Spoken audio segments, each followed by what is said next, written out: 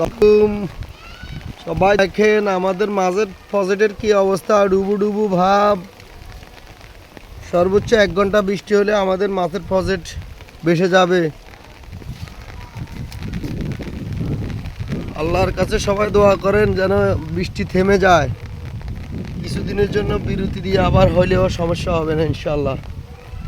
এখন অবস্থা খুবই খারাপ, আমরা দুশ্চিন্তাগ্রস্ত, বিশাল টেনশনে আছি। এই যে দেখেন প্রজেক্টের খুবই অবস্থা শোচনীয়।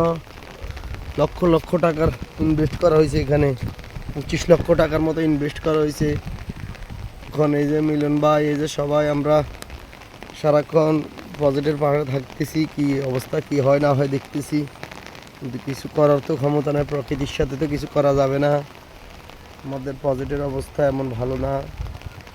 মাছের অবস্থা, আল্লাহ তাআলা এবারে মাছের মনে হইতেছিল লাভজনক হবে, কিন্তু এখন বন্যায় চরম দুর্ভোগে নিয়ে গেছে আমাদেরকে। বৃষ্টি আর বৃষ্টি, বৃষ্টি আর বৃষ্টি, পানি পানি আর পানি, জল থই থই করতেছে।